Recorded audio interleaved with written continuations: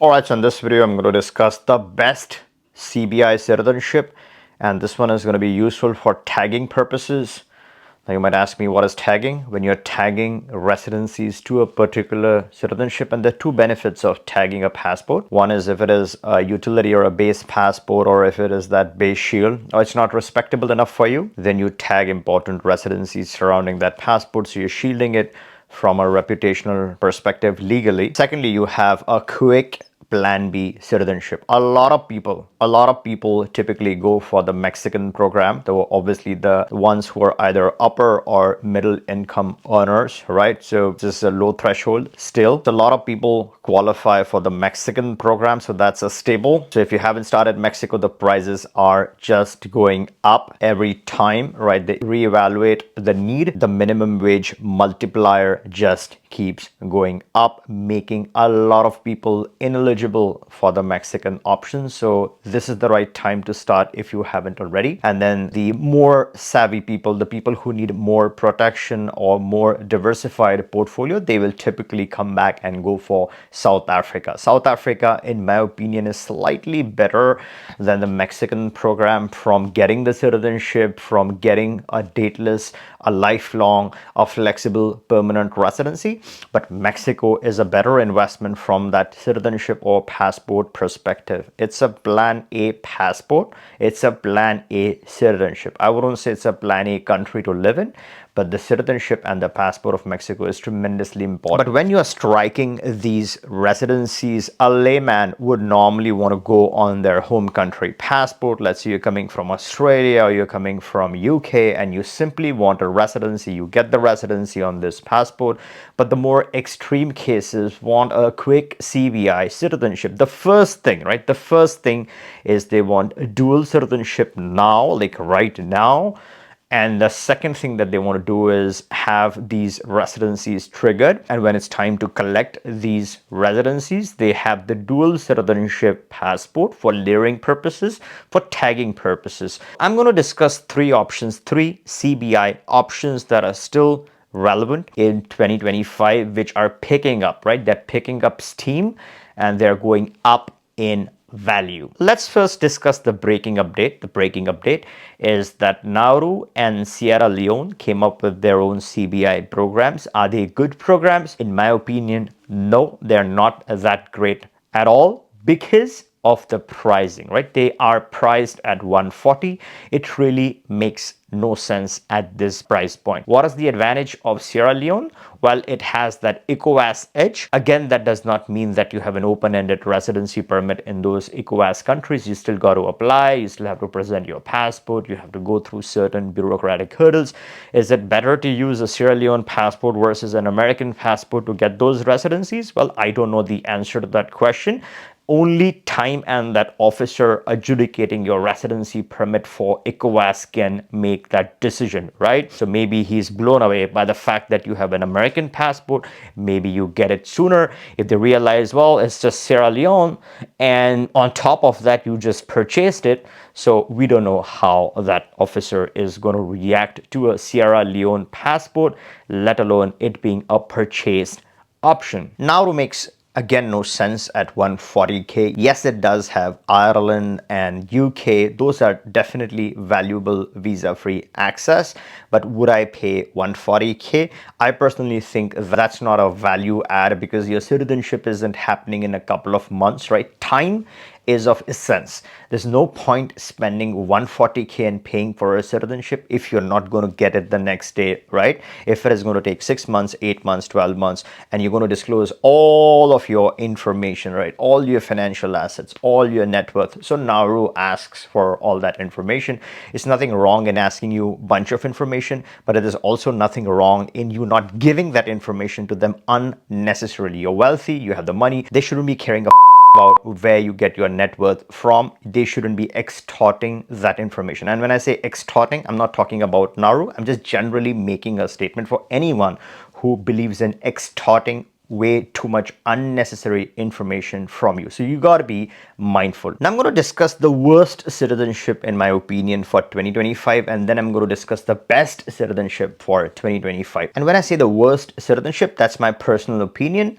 You might feel it's the best. Good luck to you. Someone else might feel differently. So yes, we might agree to disagree. The worst citizenship in 2025 out of all the citizenship by investments, in my opinion, is the Turkish CBI. The reason why I think Turkey makes no sense is because I've had clients, and I just had a client yesterday who started the Turkish citizenship. I will give you a couple of examples. So one guy started the Turkish citizenship. He went through all the stages. Finally, his citizenship was not approved. He purchased the property, but the citizenship just didn't happen for whatever reason. It wasn't my client. He faced this experience. So then he came to me for some other options that he was seeking. And he was working with one of the topmost companies in the world that process migration cases, but still he faced this situation. So that's one example. The second example, I had someone from the Middle East. It's been the third year now that they're struggling with these properties. The person, again, not our client before, he purchased a lot of properties. One of the properties just didn't appraise. Later on, when he tried to add more funds, he tried to rectify the situation. One of the other properties didn't qualify anymore. There were some changes. There were a couple of owners that were discovered after the purchase, so that property got stuck. Eventually, now at this point, he might as well has given it up, and he's seeking other citizenships by investment. So Turkey is the worst, in my opinion, is because your investment is not really tied to the citizenship. Yes, you invest first, just open and buy anything on the free market. There's so many glitches, there's so many loopholes, there's so much of bureaucracy at the local level that you deal with. Then there's the appraisal report, and then you apply for citizenship, and then they will decide on your fate, right? Buying a property does not guarantee you a citizenship. It's not as if they're giving you an approval in principle and then you're making the investment and then you're buying the property. A slightly better program than Turkey would be Egypt, because at least you're starting the citizenship first.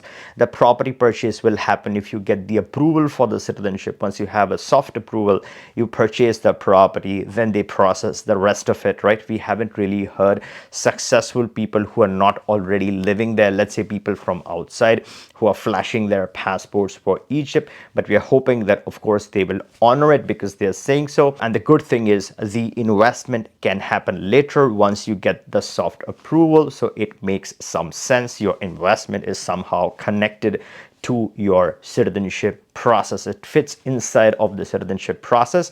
But in case of Turkey, you're blindly putting in the 400k. You cannot guarantee that you're going to get citizenship for it. You cannot guarantee that you're going to get it less than 3 years or 4 years. You might as well strike a residency, a flexible residency, spend some time and get your citizenship. Even otherwise, you don't even need to invest this 400k if you're anyways going to wait for years. In that sense, I think Turkey CBI is the worst, in my opinion. It's the hassle and the headache and the uncertainty.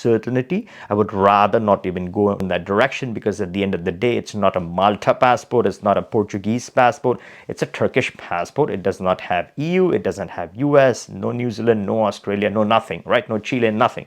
No, even in fact, Mexico has terminated its direct visa-free access. Now even that is not there anymore. So is this a passport worth it at that price point? In my opinion, I don't think so. Now, what is the best CBI? Now, when I say best, a quick disclaimer, none of these options are great options. These are just options, right? And you have to pick from the ones that are available. So in that sense, if you compare all these programs head on, then in my opinion, I think the Vanuatu citizenship is the best citizenship out of all of these. I would never recommend the Caribbean ones unless there's a very specific circumstances or a use case. In my opinion, that's just throwing away money. It's waste of money because they have doubled up the prices. They've changed most of their requirements because the Western countries asked them to do so. So is there any value? Do they easily terminate citizenships? Is it really a long-lasting solution? Is it a real citizenship? All those questions are very important to answer. Can you pass this on to generations? So if the locals can do that, but you cannot do that because you're a CBI citizen, and if their cases being terminated, revoked, or rules being changed, right, you're now continuously being monitored because the Western countries want them to monitor you. Is that a real citizenship? You got to make that decision. In my opinion, I think it's a real citizenship, but is it a good option as compared to the one that I mentioning? No, I don't think so. The best citizenship by investment here, I think, in my opinion, is the Vanuatu citizenship, because you still get the Latin access. It's strong on the Latin access. So if you want to keep it for that, and Latin countries don't give a shit about Vanuatu or any other citizenship. All that they care, are you a legal citizen? Do you have a passport? If the answer is yes, of course, they're going to be happy with a Vanuatu citizen. The territory of Vanuatu is livable. So you can't say that you cannot go to Vanuatu. Yes, the flights might be difficult, but you can still be a citizen and live there for a short duration if you want to. It's not bad at all. And the reason why this is the best, because it's the best on a certain parameter. You get this lightning fast, right? So there is desperation. You want the dual citizenship now, because if none of them are that good, then you want the fastest, and the fastest is Vanuatu. The reason why I feel the reputational issue is irrelevant, and a lot of the CBI providers, including some of the bigger ones, don't really understand this field at all. They're only here to make a couple of bucks selling you options.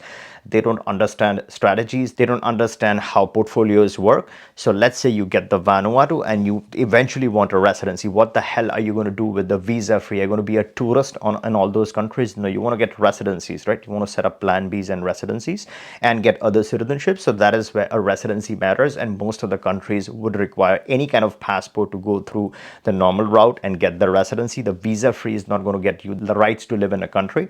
That's where this Vanuatu passport can then be used to obtain a residency, not to travel, not for opening bank accounts, but to get your residency. And usually when you get a residency, the bank is going to ask you the residency information and some other documents. Sometimes they don't ask you for what passport you carry, and the citizenship is not going to be a problem for the banks at all. There's a lot of misinformation and fraudulent information that a lot of people spread over the internet, that they're going to flag you as a citizen of Vanuatu. That's not necessarily true. It really depends upon which bank you're going to. And generally, Latin countries don't discriminate based on citizenships. And that is why I think the Latin region is very important. Even the African region, right? They don't give a damn about which country citizen you are. As long as it is a real country, it's recognized, it has a passport, you're a citizen, you should be good. And once you have Vanuatu on one side, on the other side, what you want to do is get high quality residencies like Mexico and South Africa. And then you tag this to your new citizenship passport. A lot of countries don't ask you for other citizenships or other passports. So you're working within the legal framework and you're working legally to your advantage, and you're setting up your portfolio nicely and neatly, because we directly work for the processes for the government, so that we have access to certain discounts which a lot of other middlemen don't have. On top of that, we can also get you in parallel started with your residencies, so we can take care of all these things internally for you, so you have all your benefits in a sequential, logical matter using the correct strategy. Before you go, if you haven't subscribed to the channel, then make sure to be subscribed so you don't miss out on any important breakthroughs. And if you like this video, give me a thumbs up, and catch you in the next one.